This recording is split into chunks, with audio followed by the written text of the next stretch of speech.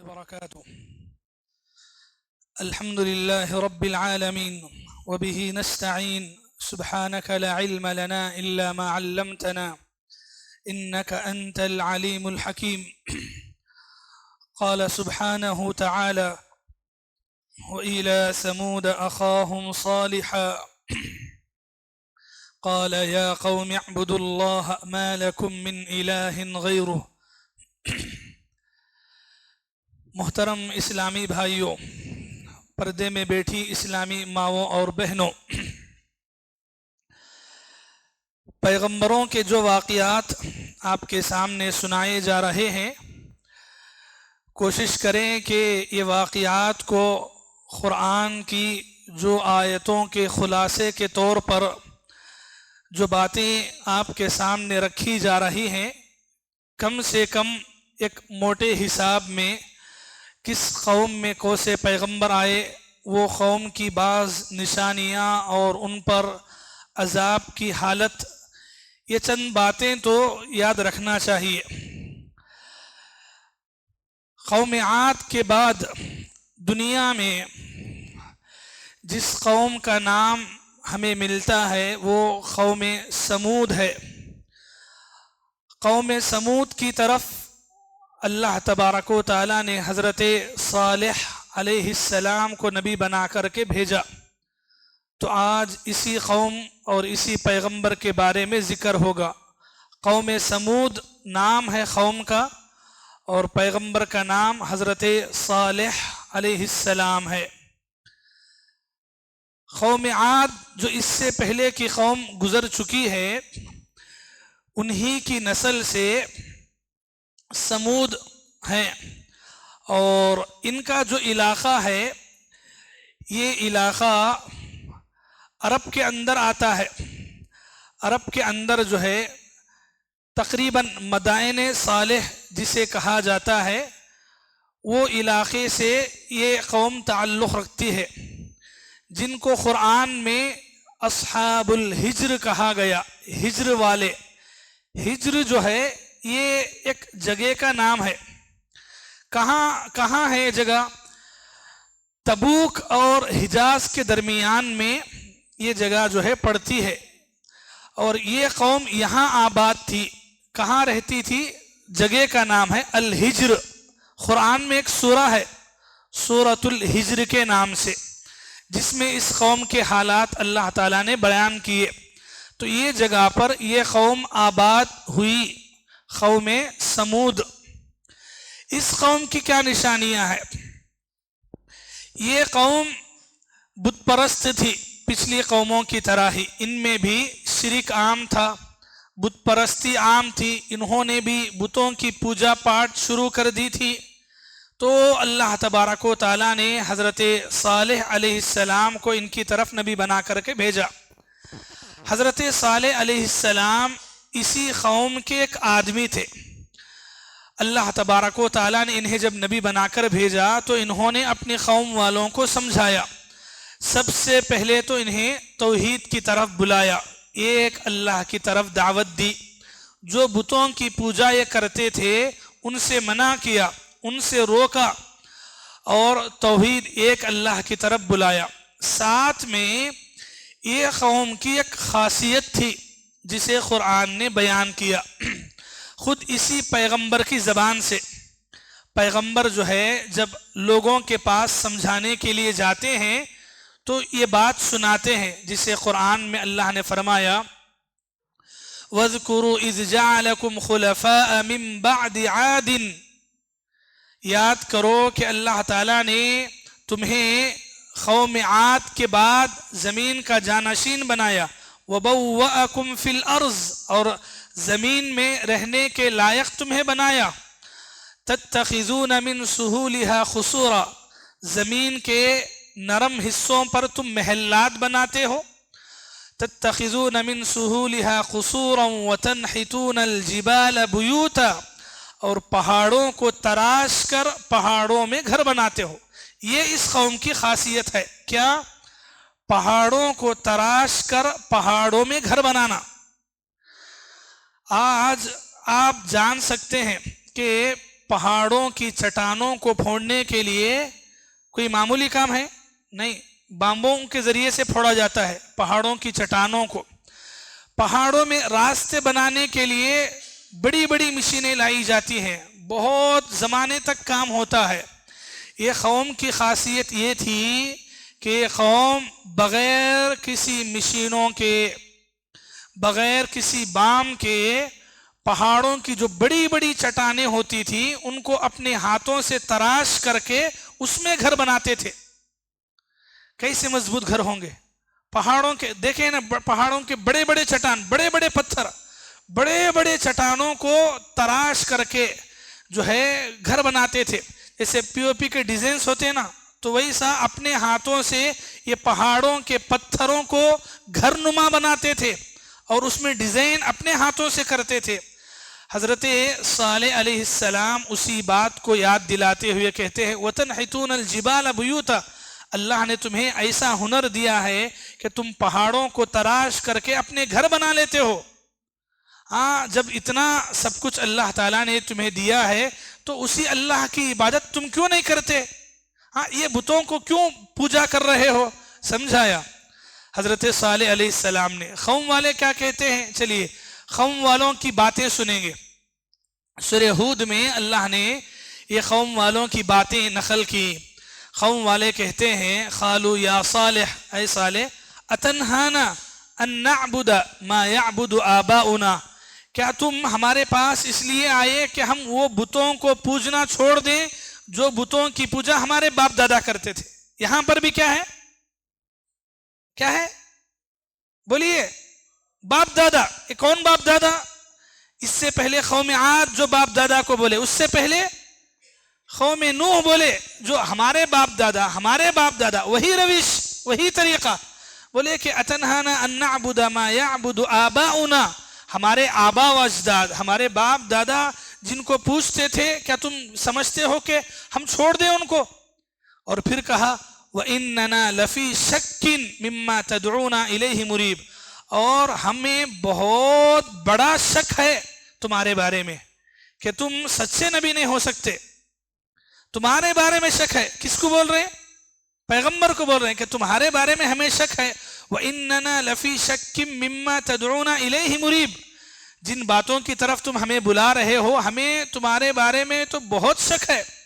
اور پھر اوپر سے تعجب کرتے ہوئے بولے، سورہ قمر میں جس پر 7ویں پارے میں اللہ نے فرمایا أَبَشَرًا مِّنَّا وَاحِدًا نَتَّبِعُهُ، کیا اے صالح تم ہمارے جیسے ایک آدمی ہو، کیا ہم ایک انسان کی پیروی کریں؟ اور وہ بھی کیسا انسان؟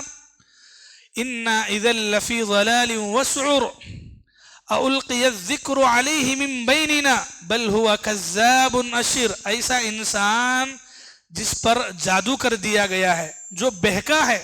پیغمبر کو بول رہے ہیں، حالانکہ پیغمبر نہ جادوگر تھے نہ بہکے ہوئے تھے، لیکن بولتے کہ بہکے ہوئے جن پر جادو ٹونگا کیا گیا ہے، کیا ہم ان کی پیروی کریں؟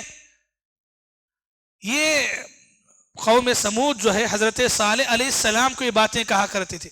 حضرت صالح علیہ السلام پھر بھی ان کو سمجھاتے رہے، ان کو بتاتے رہے۔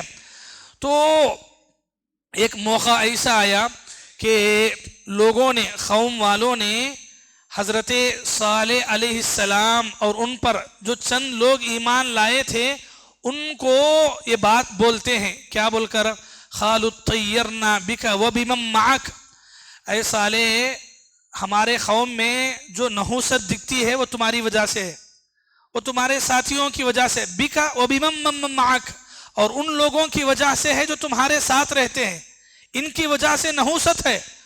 بولتے ہیں حضرت صالح علیہ السلام جواب دیتے ہیں قالوا طائرکم عند اللہ بل انتم قوم تفتنون، ارے نحوست تو تمہارے اعمال کی وجہ سے ہے، تم یہ جو بت پرستی شرک کر رہے ہو اس کی وجہ سے تمہارے اوپر اللہ کی جانب سے نحوست ہوگی، ہماری جانب سے کیسے ہو سکتا ہے؟ بہرحال حضرت صالح علیہ السلام سمجھاتے رہے، نصیحت کرتے رہے۔ تو قوم والوں نے مل کر کے ایک ڈیمانڈ کیا حضرت صالح علیہ السلام سے، کیا کہا فَأْتِ بِآیَةٍ إِن كُنْتَ مِنَ الصَّادِقِينَ، اگر تم سچے پیغمبر ہو تو کوئی نشانی لا کر دکھاؤ۔ کیسی نشانی؟ اور نشانی کے بارے میں بھی انہوں نے کہا. تفسیر کی بعض روایات میں انہوں نے نشانی کا مطالبہ کیا. دیکھیے یہ قوم کی سوچ، ایمان لانے کے لیے ان کی کتنے غلط ڈیمانڈ ہوتے ہیں. کہا ہم اگر ایمان لانا ہے تو آپ ایک کام کرنا، ایک نشانی لا کے دکھانا. کیسی نشانی؟ پہاڑ سے اونٹنی آنا ہے، پہاڑ سے اونٹنی آنا. اور اونٹنی بھی کیسی ہے؟ ایسی اونٹنی جو حاملہ ہو، حمل سے ہونا اونٹنی، ویسی اونٹنی، اور اس کا حمل بھی کتنا ہو؟ 10 مہینوں کا ہو. ایسی اونٹنی کو آپ لا کے دکھائیں گے.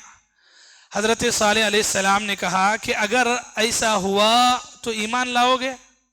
کہا کہ ہاں، اگر ایسا آپ کر کے دکھائیں گے تو ایمان لائیں گے.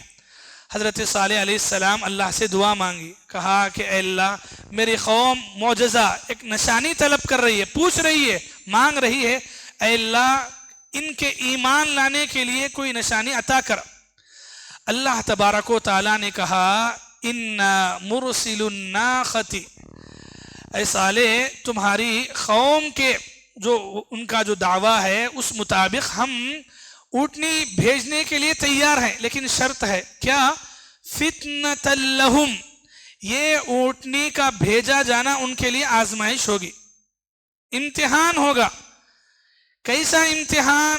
کہ اس کے بعد وہ ایمان لائیں گے کہ نہیں. ایمان لائے تو ٹھیک ہے، ایمان نہیں لائے پھر چھوڑا نہیں جائے گا، پھر بخشیں گے نہیں ان کو. تو اللہ تعالیٰ نے اس بات کو قرآن میں نازل کیا، اِنَّا مُرْسِلُ النَّاقَةِ فِتْنَةً لَهُمْ، کہ ہم اونٹنی کو بھیجنے والے ہیں ان کو آزمائش بنا کر کے. فَارْتَقِبْهُمْ، آپ تھوڑا انتظار کر لیجئے اور تھوڑا صبر کیجئے. لیکن قوم والے ہیں کہ نشانی کا مطالبہ کر رہے ہیں، اور ادھر حضرت صالح علیہ السلام کی دعائیں ہو رہی ہیں. تو آخر کار وہ موقع آیا، اللہ تعالیٰ نے ان کی یہ جو باتیں ہیں پیغمبر کے سامنے آ کر نشانی کا مطالبے کا، اللہ تعالیٰ نے اسے پورا کیا. اور انہی کے مطالبے کے مطابق ایک اونٹنی پہاڑ سے اللہ تبارک و تعالیٰ نے نمودار کی جو کہ حاملہ تھی. اونٹنی جب آئی، حضرت صالح علیہ السلام نے پوری قوم والوں کو سمجھا دیا. کیا سمجھایا؟ ہَذِهِ نَاقَةُ اللَّهِ لَكُمْ، یہ اونٹنی ہے. کیسی اونٹنی؟ ناقۃ اللہ، یہ اللہ کی اونٹنی ہے، یہ اللہ کی اونٹنی ہے، یہ معمولی جانور نہیں ہے، یہ اللہ تعالیٰ کی اونٹنی ہے. تو کیا کرنا ہے تم لوگ؟ فَذَرُوهَا، اسے چھوڑ دو. تَأْكُلْ فِي أَرْضِ اللَّهِ، یہ اللہ کی زمین ہے، اللہ کی زمین میں کھائے گی، چرے گی، پھرے گی، اس کی مرضی ہے، اسے چھوڑ دو. لا تمسوها بسوء، اور برے ارادے سے، تکلیف پہنچانے کے ارادے سے اسے چھونا نہیں، اسے مارنا نہیں، اسے ستانا نہیں، یہ کام تم نہیں کرنا ہے. اگر کریں گے کیا ہوگا یہ بھی سمجھایا. فَيَأْخُذَكُمْ عَذَابٌ أَلِيمٌ، اگر تم اللہ کی اس اونٹنی کو نقصان پہنچاؤ گے، اللہ تعالیٰ کا دردناک عذاب تمہیں آ پکڑ لے گا. سمجھایا. اور پھر یہ جو اونٹنی تھی اللہ تعالیٰ نے نشانی کے طور پہ جب نازل کیا تو کیسی ہوں گی؟ یہ معمولی نہیں تھی، عام جانوروں سے ہٹ کے تھی. پانی پینے کے لیے جب جاتی پورا پانی پی لیتی، دوسرے جانوروں کو پانی نہیں ملتا. قوم والے مانگ تو لیے اونٹنی ہونا، بلکہ اونٹنی آ گئی تو اب پریشانی، ان کے جانوروں کو پانی نہیں مل رہا ہے. پھر آ کے شکایت کرے، بولے کہ کیا تو بھی مسئلہ حل کرو. اللہ کی طرف سے حکم ہوا، کیا؟ لَكُمْ شِرْبُ وَلَهُمْ شِرْبُ يَوْمٍ مَعْلُومٍ، اللہ نے کہا کہ ایسا کرو، باری رکھ لو، ایک دن یہ اونٹنی آ کے پانی پیے گی، اس دن کوئی جانور نہیں آئے گا. دوسرے دن تمہارے پورے جانوروں کو سیراب کر لو، دوسرے دن میں یہ اونٹنی نہیں آئے گی پانی پینے کے لیے. تو ایسا باری مقرر کی گئی. اس کے باوجود بھی پانی کا مسئلہ ہوا. کیوں؟ ایک دن پی لے، دوسرے دن پانی کہاں سے آنا ہے، وہ مسئلہ ہوا. تو اب انہوں نے کیا کیا؟ ان کے اندر کا ابلیس جاگ اٹھا. انہوں نے کیا کہ قالوا تخاصموا باللہ، انہوں نے ایک رات سب جمع ہو کر کے مشورہ کیے، قسمیں اٹھائے، پلاننگ کرے. کیسی پلاننگ؟ سورہ نمل میں اللہ نے واقعے کو بیان کرتے ہوئے فرمایا، اللہ نے فرمایا وَكَانَ 9 رَهْطٍ يُفْسِدُونَ فِي الْأَرْضِ، ان کے علاقے میں 9 افراد تھے 9 افراد 9 لوگ تھے جو یفسدون فی الارض زمین میں فساد مچاتے تھے, بگاڑ کرتے تھے, ان کا کام تھا وہ. تو وہ لوگوں نے جمع کیا, جمع کر کے پلاننگ بنائی, کہا کہ کسی بھی طریقے سے اب یہ اونٹنی کے مسئلے کو ختم کرنا ہے. کیسے ختم کرنا ہے؟ کسی نہ کسی طریقے سے جس دن اونٹنی کی باری ہے اس دن جو ہے کوئی آدمی نشانہ لگائے گا, مارے گا, قتل کر کے رکھ دے گا. بہرحال چھوڑنا نہیں ہے اونٹنی کو. لوگوں نے مشورہ کیا. افسوس کب ہوتا ہے معلوم؟ جب اس قوم کی یہ حالت ہم پڑھتے ہیں کہ یہ قوم نہ صرف یہ کہ اونٹنی کو مارنے کے لیے پلاننگ کی, بلکہ ساتھ میں قرآن میں یہ بھی ہے, اللہ تعالیٰ نے فرمایا قالوا تخاصموا باللہ لنبیتنہ واہلہ ثم لنقولن لولیہ, کہتے ہیں کہ ہم اونٹنی کو بھی نہیں چھوڑیں گے اور پیغمبر کو بھی نہیں چھوڑیں گے, ان کو بھی مار کے قتل کر کے رکھ دیں گے. اگر ان کے مرنے کے بعد لوگ آ کے ہم سے پوچھے کہ تم نے کیوں مارا, تو ہم بولیں گے ما شہیدنا مہلک اہلی, ہاں ہم کہاں مارے, ہم تو مرڈر کی جگہ تھے ہی نہیں, تو ہم وہی جھوٹ بات بولیں گے, ہم بچیں گے. یہ ایسی پلاننگ انہوں نے کی. یہ کس کی پلاننگ ہے؟ یہ 9 لوگوں کی پلاننگ. چلیے قرآن پڑھی, اللہ اکبر, قرآن کا واقعہ پڑھیں. قرآن کہتا ہے ان آیتوں کے بعد وَمَكَرُوا مَكْرًا, ان لوگوں نے پلاننگ کی, چال چلی. وَمَكَرْنَا مَكْرًا, اور ہم نے بھی تدبیر اختیار کی, ہم نے بھی تدبیر اختیار کی, ہم نے بھی چال چلی. کیسی؟ وَهُمْ لَا يَشْعُرُونَ, ان کو احساس بھی نہیں ہوا کہ ہماری تدبیر کیسی ہوتی ہے. فَانظُرْ كَيْفَ كَانَ عَاقِبَةُ مَكْرِهِمْ, اللہ نے صالح علیہ السلام کو تسلی دی, کہا فَانظُرْ, آپ تھوڑا انتظار کیجئے, كَيْفَ كَانَ عَاقِبَةُ مَكْرِهِمْ, اور پھر دیکھئے یہ جتنے لوگ نقصان پہنچانے میں, سازش کرنے میں ہیں, ان کا انجام کیا ہوتا ہے. ٹھیک ہے, یہ اللہ تعالیٰ نے کہا. پھر اللہ تعالیٰ نے دیکھا کہ کیا کرتے ہیں, لوگوں نے پلاننگ کے مطابق ویسا ہی کیا. اللہ تبارک و تعالیٰ کی نشانی کے طور پر جو اونٹنی قوم میں بھیجی گئی, لوگوں نے خاص کر کے 9 لوگوں نے, اور 9 میں سے ایک کا نام خاص کر کے آتا ہے جس نے پہلا حملہ کیا, اونٹنی کو نیچے گرایا اور اس کے بعد مل کر کے قتل کیے, سب لوگ مل کر کے, جس کا نام ہے خدار بن سالف. یہ ایک نام ہے اس زمانے کے کافر کا جس نے اونٹنی پر پہلا حملہ کیا اور مار دیا. پورے لوگ شامل تھے, چونکہ یہ پلاننگ میں, ساتھ دینے میں پورے شامل تھے, قوم کی قوم, تو اس لیے اللہ تعالیٰ نے کہا فَعَتَوْا عَنْ أَمْرِ رَبِّهِمْ, انہوں نے اپنے رب کے حکم کی نافرمانی کی, اور کیا کیا؟ وَعَقَرُوا النَّاقَةَ, اور انہوں نے اونٹنی کو کاٹ کے قتل کر کے رکھ دیا. ٹھیک ہے, کیا ہوگا اب کیا ہوگا؟ وہی ہوگا جو اللہ نے پہلے بتایا. اللہ نے کیا نصیحت کی تھی؟ یہ اللہ کی اونٹنی ہے, اسے برے ارادے سے چھونا نہیں, اگر چھوئیں گے تو کیا ہوگا؟ فَيَأْخُذَكُمْ عَذَابٌ عَلِيمٌ, اللہ کی طرف سے دردناک عذاب آئے گا. ویسے ہی ہوا. جب انہوں نے اونٹنی کو قتل کر دیا, مار دیا, تو حضرت صالح علیہ السلام نے ان کو یہ بات پہنچا دی جو اللہ نے وحی کے طور پہ نازل کی. کیا؟ اللہ نے فرمایا تھا تمتعوا فی دارکم 3 ایام, کہ لوگوں, پوری قوم, 3 دن تمہارے لیے ٹائم ہے, مہلت ہے. تمتعوا, فائدہ اٹھا لو. کیا مزے کرتے ہیں؟ 3 دن ہے تمہارے لیے, کیا کرتے ہیں کر لو. فی دارکم 3 ایام, 3 دن کے بعد کیا ہوگا؟ ذالک وعد, اس کے بعد اللہ کا وعدہ ہے غیر مکذوب, ایسا وعدہ ہے جو جھوٹا نہیں ہو سکتا, جسے جھٹلایا نہیں جا سکتا ہے. یہ حضرت صالح علیہ السلام نے قوم والوں کے سامنے کہا. قوم والوں کی بدبختی دیکھیے, 3 دن باقاعدہ نام لے کر کے کہا حضرت صالح علیہ السلام 3 دن تمہارے لیے مہلت ہے. تو 3 دن مہلت ہے, بولے تو کیا کرنا؟ گناہ کے بعد توبہ کرنا, ایمان لانا, پچھتا لینا اپنے گناہ پہ, اپنی غلطی پہ, اللہ کی جو نشانی کو ایسا سلوک کرے نہیں, بلکہ ایک دن گزرتا, ایک رات گزرتی, آ کے بولتے تھے 1 رات بھی گزر گئی, 1 دن بھی گزر گیا, کہاں ہے وعدہ؟ 2 دن گزرے, 2 راتیں گزری, کہاں ہے وعدہ؟ آ کے بار بار بولتے تھے. حضرت صالح علیہ السلام یہی ریپیٹ کر کے بولتے تھے تمتعوا فی دارکم ثلاثۃ ایام، 3 دن کی مہلت ہے، ابھی مہلت ختم نہیں ہوئی نا، انتظار کرو 3 دن، تھوڑا انتظار کرو۔ 1 دن گزرا، 3 دن اور 2 3 دن مکمل ہونے کے بعد شروع ہوا۔ اللہ تعالیٰ نے جو کہا کہ ہم نے بھی، انہوں نے مکر کیا، پلاننگ کی چال چلی اور ہم نے بھی کیا، تو وہی سے ہی ہوا۔ اللہ تعالیٰ کی طرف سے عذاب آیا۔ کیسا عذاب؟ قرآن کہتا ہے وَأَخَذَ الَّذِينَ ظَلَمُوا الصَّيْحَةُ فَأَصْبَحُوا فِي دِيَارِهِمْ جَاثِمِينَ۔ کیا عذاب آیا ہے قوم پر؟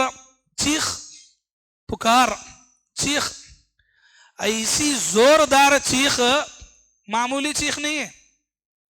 انسان کے کان کی ایک لیمٹ ہے جو وہ ایک آواز کو برداشت کر سکتا ہے، حد سے زیادہ آواز آئی تو ہم برداشت نہیں کر سکتے ہیں، اور اگر یہی آواز ایک چیخ بن جائے اور پھر وہ چیخ عذاب بن جائے اور اللہ کی طرف سے عذاب کے طور پہ قوم پر نازل ہو، کیا حالت ہوگی؟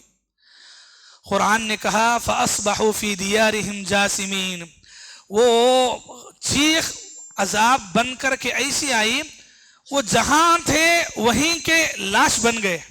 مطلب پورے انسان گھروں میں ہیں، بیٹھے ہیں، لیکن چیخ نے ان کو اندر سے ایسے ہلا کے رکھ دیا، ان کی روحیں ایسی نکل گئیں کہ وہ گھروں کے اندر چلتے پھرتے لاش بن گئے اور وہیں کے وہیں ڈھیر ہو گئے، وہیں کے وہیں۔ کوئی بیٹھا ہے، بیٹھے بیٹھے اتنا ایسی چیخ کہ وہ چیخ سے جان نکل گئی اور احساس بھی نہیں ہے۔ اس کے بعد تھوڑی بھی نہ آواز ہے، نہ بات کرنے کی مہلت ہے، نہ گھر سے باہر چلنے کی مہلت ہے۔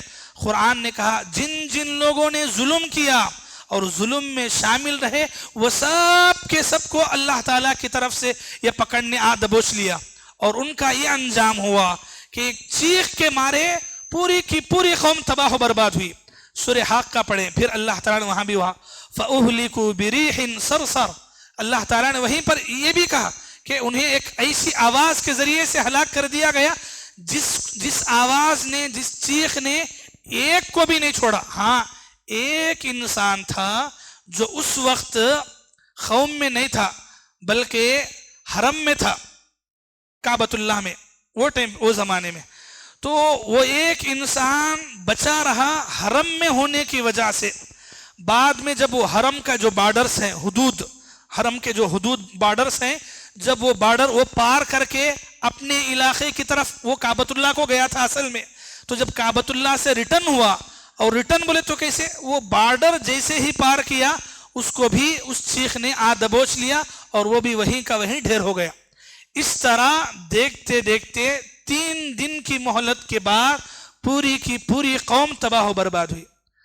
جب ان کی لاشیں ڈھیر بن کے پڑی تھی، حضرت صالح علیہ السلام جاتے اور وہ جملہ دہراتے جسے قرآن نے بیان کیا لَقَدْ أَبْلَغْتُكُمْ رِسَالَةَ رَبِّي وَنَصَحْتُ لَكُمْ، لوگو میں تو اللہ کی طرف سے ایک پیغمبر تھا جو تمہاری نصیحت خیر خواہی کے لیے آیا تھا، وَلَكِنْ لَا تُحِبُّونَ النَّاصِحِينَ، لیکن تم نے تو نصیحت کرنے والوں کو کبھی چاہا نہیں، نصیحت کرنے والے تمہیں برے لگ گئے، یعنی میں برا لگ گیا، میرا نصیحت کرنا تمہیں برا لگا، اور آج تمہاری یہ حالت ہے، تمہارا یہ انجام ہے۔ قرآن اس واقعے کو بیان کرتے ہوئے چلیے وہ بات یاد لائیے، پھر سے دماغ میں لائیے۔ کون سی بات؟ وَتَنْحِتُونَ مِنَ الْجِبَالِ بُيُوتًا آمِنِينَ، پہاڑوں کو تراش تراش کے گھر بناتے تھے۔ اللہ تعالیٰ نے کہا فَتِلْكَ بُيُوتُهُمْ خَاوِيَةً بِمَا ظَلَمُوا، ان کے کرتوت، ان کے ظلم کی وجہ سے ان کے بڑے بڑے محلات جو تراش کے بنا کے چھوڑ کے گئے وہ خالی ہیں، جا کے دیکھو۔ فَتِلْكَ بُيُوتُهُمْ خَاوِيَةً بِمَا ظَلَمُوا، یہ ان کے گھر ہیں، یہ ان کی عمارتیں ہیں جو ان کے ظلم کی وجہ سے آج خالی پڑ گئی ہیں۔ عمارتیں ہیں لیکن عمارتوں میں بسنے والا کوئی انسان نظر نہیں آئے گا، کیوں؟ ان کے ظلم کی وجہ سے۔ یہ اس قوم کی حالت، اس قوم کا انجام بنا جو قرآن نے ذکر کیا۔